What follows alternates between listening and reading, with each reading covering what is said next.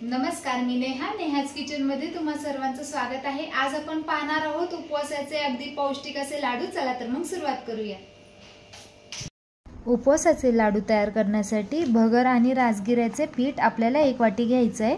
त्याचबरोबर आपल्या आवडीनुसार ड्रायफ्रूट घ्यायचे। यामध्ये आपण प्रत्येकी अर्धी वाटी काजू, बदाम, मनुके, मगजबी घ्यायचे आणि 6 ते 7 खजूर घेतलेले आहेत आणि 4 अंजीर घेतलेले आहेत आपण। त्याचबरोबर 2 ओल्या नारळाचं कीस घेतलेलं आहे आपण आणि गूळ घेतलेला आहे। एकीकडे आपण कढई गरम करायसाठी ठेवलेली आहे। त्यामध्ये आपण 3 चमचे साजूक तूप टाकून घ्यायचं आहे। या ठिकाणी तुम्ही वनस्पती तूप देखील वापरू शकता। आता यामध्ये आपण आपल्या आवडीचे ड्रायफ्रूट्स टाकून घ्यायचे। ड्रायफ्रूट्स तुम्ही तुमच्या आवश्यकतेनुसार कमी जास्त करू शकता। यामध्ये आपण काजू, बदाम, मगजबी, मनुके, बिया काढून बारीक केलेले खजूर आणि अंजीर आपण यामध्ये टाकून घेतलेले आहेत। ड्रायफ्रूट्स आपण व्यवस्थित परतवून घ्यायचे। तुपामध्ये ड्रायफ्रूट्स व्यवस्थित परतले गेले की आपण एका प्लेटमध्ये ते काढून घेऊया।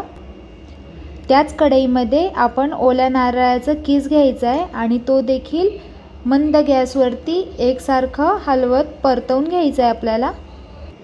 थोडासा त्याचा कलर बदलला, कीस व्यवस्थित परतला गेला की आपण तो देखील एका प्लेटमध्ये काढून घेऊया।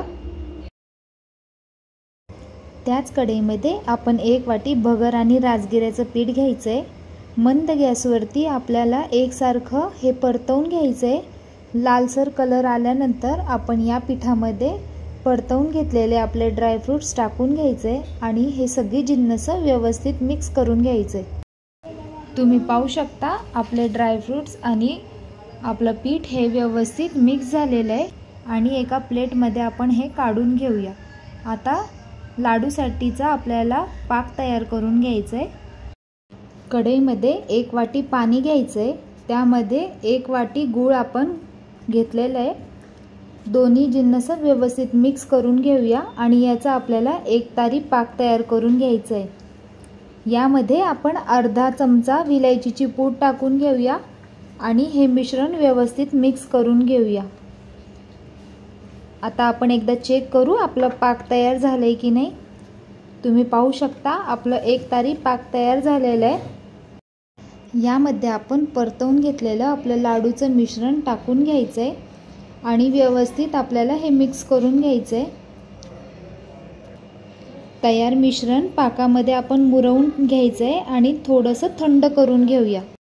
मिश्रण आपल्याला 1 ते 2 तासासाठी रेस्ट करायला ठेवून द्यायचंय। मिश्रण पाकामध्ये मुरलं की आपले लाडू खूप छान लागतात आणि लगेचच आपण हे लाडू वळायला घ्यायचे। तुम्ही पाहू शकता आता आपलं मिश्रण सेट झालेलं आहे। आता आपण लाडू वळायला घेऊया। त्या पहिले आपल्याला हातावरती थोडंसं साजूक तूप लावून घ्यायचंय जेणेकरून आपले लाडू हाताला चिटकणार नाहीत आणि थोडं थोडं पोर्शन आपण हातात घ्यायचंय आणि व्यवस्थित आपल्याला लाडू वळून घ्यायचे। एकदम इझिली आपले लाडू वळले जातात। तुम्ही पाहू शकता आपले लाडू तयार झालेले आहेत। कशी वाटली तुम्हाला रेसिपी कमेंट करून नक्की कळवा। आवडल्यास लाईक, शेअर, सबस्क्राइब करायला विसरू नका। भेटूया पुन्हा अशाच नवीन रेसिपी सोबत। Bye bye.